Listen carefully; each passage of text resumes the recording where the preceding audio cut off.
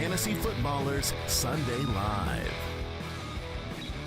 Woo, doggy. What's up, everybody? Mike, the Fantasy Hitman Wright. I am here. I am live. It is week 3. Let the chaos ensue and just let it wash over you and bathe in the waters. That is fantasy football. Wow. We got quite a week of ahead of us here. A lot has transpired throughout the week. And look, here we are. This is why we play. We're tilted. We're upside down. It's week 3. What are you going to do about it? You knew it was going to happen. I knew it was going to happen. You like to pretend and look in the mirror and say, this is the year. This is the year that I don't tilt my face off in fantasy football. You're wrong. You're wrong. It happens every single time. Just deal with it. Oh, welcome to Sunday Live. If you have never joined us before, thank you for stopping in, sharing 30 minutes or so of your life with me. We break down the news.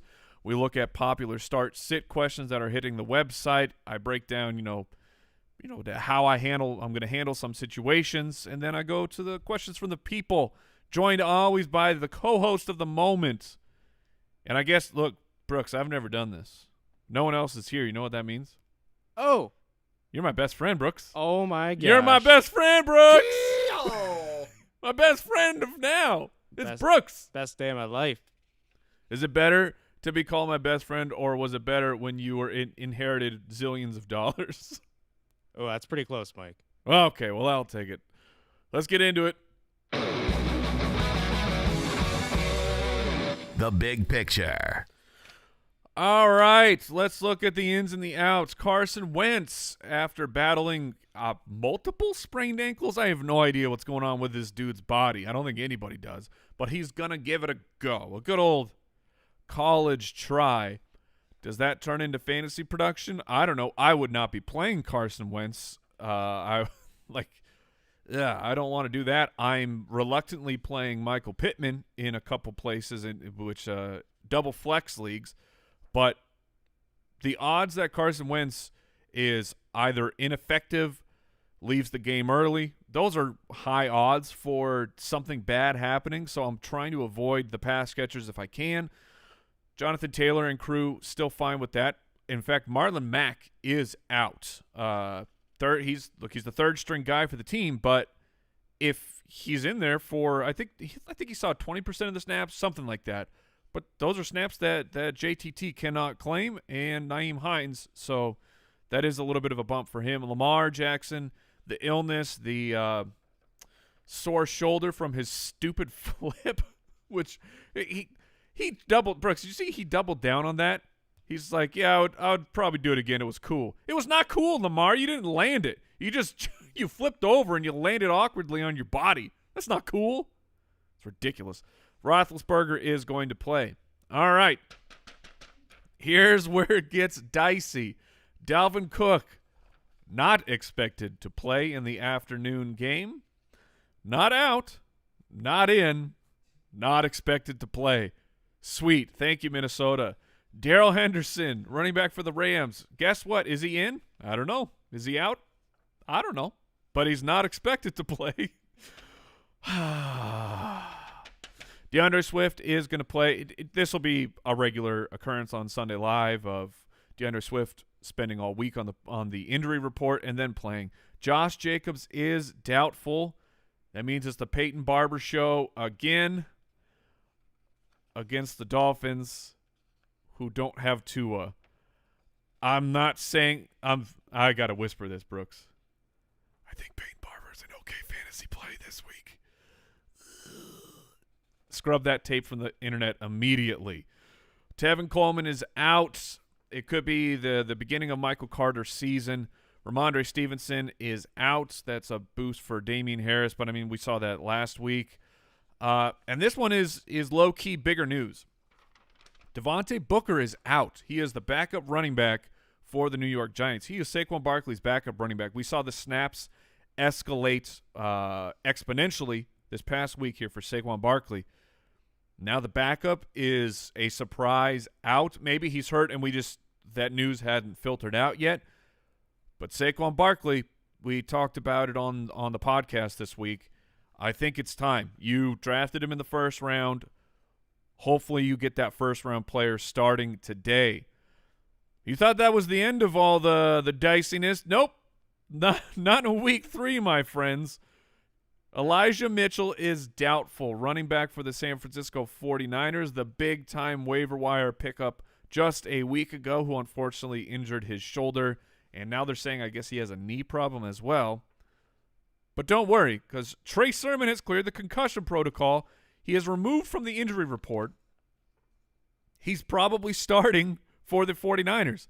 I use that word trepidatiously. He's probably starting. Kerryon Johnson was called up from the practice squad. They also, if you recall, they got Jaquez Patrick from the Bengals, I think, and so he should be on the 53. JaMychal Hasty, their other running back, he is on the injured reserve. I think Trey Sermon is in play for fantasy football, but that'll take some serious soul-searching and intestinal fortitude to plug him in to any type of smaller starting roster. I'm sure that his name will come up during the other questions. I just have this sneaky suspicion. DeAndre Hopkins is in. Beckham will be playing. T. Higgins is out. Move Tyler Boyd up if he was on your bench and you were considering it. Boyd is a fine play. Deontay Johnson is out. Could we see a bump for Juju? Chase Claypool, bump in targets for Najee. And then the old sneaky James Washington play. Antonio Brown is out. That's good news for Mike Evans and Chris Godwin. Kenny Golladay will be in, but we have this report that his conditioning is not where it should be. It's a delightful matchup against the Atlanta Falcons, but he might have reduced snaps. It's a troubling situation. I have made the decision in our listener league. It's a 14-teamer. I have Kenny Golladay. I am benching him for Emmanuel Sanders. So that's how I am actively playing my team. Take that advice for how you want to take it. Hollywood Brown is in. Mooney is in. Jamison Crowder, my hopeful, never not working stash, he is doubtful. We should see him next week if he is doubtful this week. And then Evan Ingram will be making his season debut. Good for you, Evan.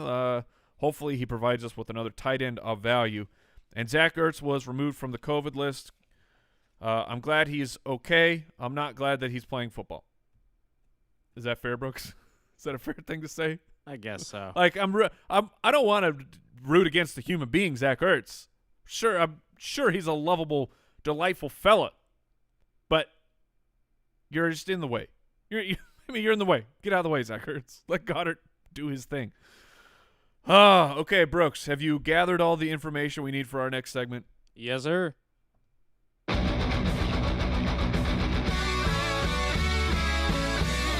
He's so hot right now.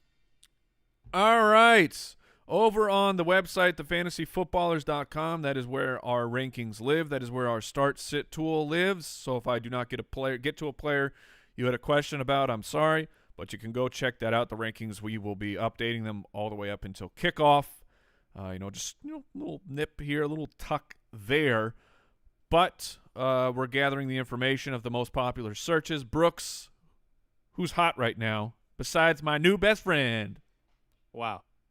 Usually we don't have a quarterback in this segment, but there's a quarterback dominating the searches. Mr. Justin Fields? No, actually. Well, he's in there too. But there's one quarterback that the people are annoyed with. Okay. And sick of. Any guesses there, Mike? Oh, Ryan Tannehill? Ryan Tannehill. Yeah. So let's do Ryan Tannehill or Justin Fields. Okay. So I totally get people being upset with Ryan Tannehill. The season is short. Look, week 1, that's gone. That's out the window. That was the Tennessee Titans just dropping trowel and squeezing out a steamer all over the field for week 1. They're not going to do that. I at least would project a team not pooping all over the place to be a regular occurrence for the Tennessee Titans. So that game is out. Tannehill has actually been I don't have the yardage in front of me. Brooks, can you pull that up, what he threw for last week? But the yardage was there.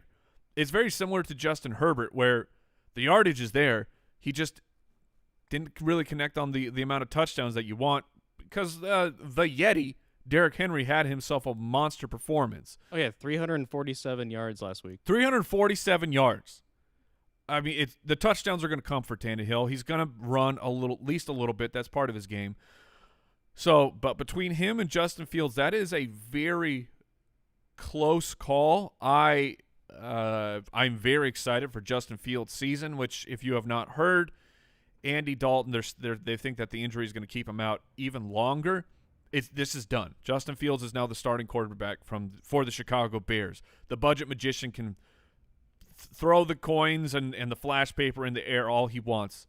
It's Justin Fields' time. I'm sorry, Andy Dalton, that it worked out for you this way, but Fields is the guy. So if he is somehow still available in your league, you need to pick him up immediately. I don't care if your quarterback is Kyler Murray, because you need to keep Justin Fields and his potential away from other people in your league. If he goes off, go ahead, trade him immediately and capitalize, but do not let someone else get Justin Fields for free. But so between the two, Tannehill taking on the Colts and Justin Fields against Cleveland, I mean, making his first career start against the Cleveland Browns, that's a tough ask on the road for a rookie. Even with the power of his legs, I slightly lean going with the veteran Ryan Tannehill. Like Brooks just brought up, over 300 passing yards. A couple things just bounced the wrong way for Ryan Tannehill, so I would play him over Justin Fields by about that much. Brooksy, who's next? Ryan Tannehill or Daniel Jones versus the Falcons. Oh, man. Daniel Jones is my start of the week. He should be a good play. There's two concerns with Daniel Jones. Number one, for fantasy football in the last couple of years, the second you start believing in Daniel Jones is immediately his favorite time to completely let you down and then be terrible for a couple of weeks and then be great once you've given up on him, and then you put him in again and then he disappoints you again. He's so erratic, that's narrative and not actually like based on analytics or anything. My actual concern is Saquon Barkley. Barkley is good to go, right? We talked Devontae Booker is out. I think Barkley's workload is going to go up. Does that turn into Daniel Jones running less? That's the big question, because the reason that Daniel Jones is so great for fantasy football right now is because he's running like a wild man out there. And he's being incredibly successful with it. Do the read options continue to go his way, or does the defense try and stop Daniel Jones so Barkley goes wild? That would be my only concern there. But in my rankings, they are absolutely back to back. Atlanta is the much better matchup. So if it were my team, I would play Daniel Jones. It's close enough that that's the way I would lean. But that's a razor thin margin right there. Who's next? All right, a couple more Tannehill. We got Tannehill or Derek Carr, and then Teddy Bridgewater is in the mix as well. Man, people are mad at Ryan Tannehill. Yes. All right, so Teddy Bridgewater gets to take on the New York Jets. Teddy Bridgewater's been playing very well, and their run game just cannot get going, so they're having to run through the air essentially. Oh, man. And Derek Carr? Derek Carr versus the Miami Dolphins. Look, the Dolphins are a tough defense. I know that Carr has been playing nothing but tough defenses and coming through for fantasy football. I can't play Carr. I don't know what it is with Derek Carr here. For somebody that doesn't have the leg option, as in like he's not going to run ever. His margin for success in fantasy football is so slim. Like even if he hits those 300 yards, you take a touchdown or two away, and now he looks like Ryan Tannehill, which everyone is furious with Ryan Tannehill. But Tannehill at least has the upside of, he can run. He could take a 20-yard rush to the house. That's part of his skill set. I'm sticking with Tannehill over all of those guys. But I'm with you, people. I get it. I have a league where I got Ryan Tannehill, Yeah, I was super pumped to get him late, and it's been disappointing so far. Who's next, Brooksy? All right, couple Tyson Williams questions. Sure. Him or Chase Edmonds at Jacksonville? Oh, goodness gracious. Chase Edmonds, I love him this week. I think the Arizona Cardinals are going to put up a lot of points. And Chase is very safe. We need Chase to get into the end zone. But Tyson, man, Tyson has been on the precipice of monster both weeks, just so close to a monster game. Week 1, you already saw the big playability with the 30-yard touchdown, whatever it was. And then, unfortunately, he had the fumble. We don't know if that's why they turned to Latavius Murray, and Murray got the touchdown at the end. Last week, Tyson had a great run near the goal line, fumbled, and the ball went up in the air, and his team still scored. But instead of Tyson getting a +6 there, it was a -1 at the end of that run. And then Murray, but I think that the team is really seeing what Williams can do to help this team. And against Detroit, it's hard to cite Aaron Jones, what he did the last week, but he's a running back. But what he did is not what the Baltimore Ravens would do. Like, there's no tap passes coming for Tyson Williams and 3 receiving touchdowns. But I like Williams a lot against the Detroit Lions, so I would play him over Chase Edmonds. I would play Tyson over a lot of people. So now that I've kind of broken that down, but Tyson or who? I'll just tell you who I'd play. How about Clyde? Tyson. Easy. Here's how I'm handling Clyde Edwards-Helaire this week. If there's anything I can do to bench him, I am doing it. And this is the decision I'm making. On my bench, Clyde Edwards-Helaire has a fantastic game. I'm going to celebrate because he's on my roster. Maybe things are going to turn around for him. And I'm not mad that it's not in my starting lineup because he's just killing you over and over with his lack of usage. So if he has a great game, fantastic. Maybe you have some confidence to start him. But if I have any other option, like if I have, Chase Edmonds for sure. If I have Damian Harris versus the New Orleans Saints, tough matchup, I'd play him over Clyde Edwards-Helaire. It's hard to plug him into a shallow starting roster. What's next, Brooks? Some of these might be easier now that we know that Hopkins is active. Okay. But Rondale Moore is very popular search. Sure. Like Chase Claypool is a popular search, and Michael Pittman Jr. Okay, I would play Rondale Moore over Michael Pittman just because of the concerns with Carson Wentz. And what was the other name? Claypool. Oh, Claypool. Claypool was so close, man, so close to a absolute monster game, but he was, unfortunately for him, guarded by Casey Hayward, who is he's still got the skills to pay the bills, ladies and gentlemen. He's a good corner. And, I'm talking, if you watch the game back, Claypool? I don't know what happened there. Chase Claypool, the ball was in his hands multiple times for huge plays, and Hayward just was able to swat it out.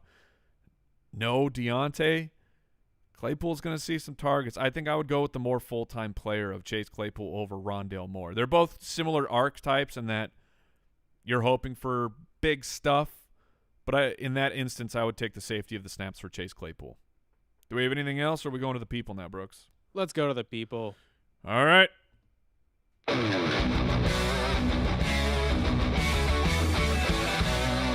Stardom, set 'em. Couple quick notes. Thank you to Pristine. Oh my goodness. I'm sorry, Pristine. Pristine Auction, the best memorabilia site of all time. Go check them out. They're our sponsors, and they help us keep the lights on here. Go check them out. They have incredible, cool stuff like this. I've seen hoverboards like this signed by Michael J. Fox. Like, there's just always cool stuff. Sign up using the code BALLERS, get a $10 credit, and it's just free. It's $10 on the first thing that you win and you pay for. All right, on to the people. Abner wants to know a question that I should not have asked because it's hard. Marquise Brown or Devontae Smith? I love Marquise Brown against the Detroit Lions secondary. Oh, but I also love Devontae Smith against the Cowboys secondary. I would go, man, it's really hard not to stay in the fire with Marquise right now. I laid it out on the podcast. We're talking 8 straight games that he's been sensational for fantasy football, putting up wide receiver 1 numbers. I know it's split between 2 seasons, but did he figure something out? Possibly. But Devontae Smith is the guy. I expect a lot of points in that matchup. It is divisional, so things can get wacky, but I'm going to play Devontae Smith here and hope for a shootout. And Devontae he's the number 1 guy for them. It didn't work out last week in terms of him actually catching the targets, but he's their go-to guy with targets. All right. Jonathan wants to know Pollard or Madison in a full-point PPR. All right, so Madison wasn't discussed a ton yet. He is the backup for Dalvin Cook, and I was talking about this with the guys, and the only memory we have of Madison Madison has been a targeted insurance back now for years because Dalvin Cook always misses a couple games every year, and Madison's a good player, 3rd-round pick, solid, can do it all. It should be a good replacement for Dalvin Cook. He's only been over 50% of snaps once in his career because the one time that Dalvin Cook was out and Madison himself was not out, it was a stinky game. And it was terrible. Week 17, Dalvin Cook was out and Madison was fantastic. But the one time where all the stars aligned for the Madison insurance holders to put him in, he was bad. And we don't know for sure if Dalvin Cook is actually out. I really would be shocked if he is in. For an example, I am playing Jamal Williams over Dalvin Cook. Jamal Williams is the morning game. I didn't get into my rants, Brooks, about these afternoon games. But goodness gracious, man, there's the lack of options from the afternoon out compared to the morning. They have this week in particular, because of Dalvin Cook, has put just incredible stress upon me, upon my family, and my fantasy football team. So NFL, do better. Put some games in the morning, or take some games from the morning, put them in the afternoon. It'll be okay. We're going to watch them. It's ridiculous.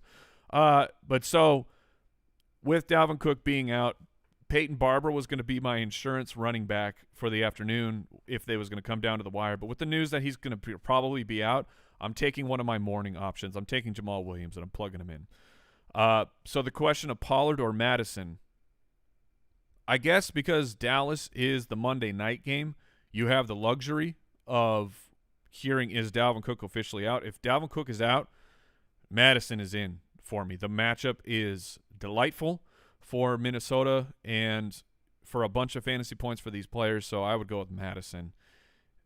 But not everyone has the luxury to sit and wait for the afternoon without missing out on your actual good options. Next question comes in from Nicholas. Jared Cook or Hunter Henry? I will go with Jared Cook. The player is running the routes, getting the targets. And Hunter Henry and Jonnu are just – they're kind of afterthoughts right now for the New England offense. All right, a couple more questions here. Dun, dun, dun. Mike wants to know CEH or Kareem Hunt. I'd play Kareem Hunt. I will take the fewer snaps. I will take what I think are the higher value touches from Kareem Hunt. I have soured big time on Clyde, and just this usage is the usage combined with watching him on the field be very meh and just kind of there. Very disappointing so far through 2 weeks. Logan wants to know Jamar Chase or Tyson Williams. Wow. Okay, so Jamar Chase, of course, with T. Higgins out, becomes more interesting. Oh, man. At Pittsburgh. Yeah, thank you. Thank you for reminding me of at Pittsburgh. I'm going to go with Tyson Williams. I'm going to take some known volume, upside of athleticism, and great matchup against the Detroit Lions. Then this last question was Myles Gaskin or Trey Sermon. If you have the courage I would go with Trey Sermon. Myles Gaskin been very disappointing. He has 5 targets a week, but Jacoby Brissett against the Raiders, I don't know, man. That's pretty tough.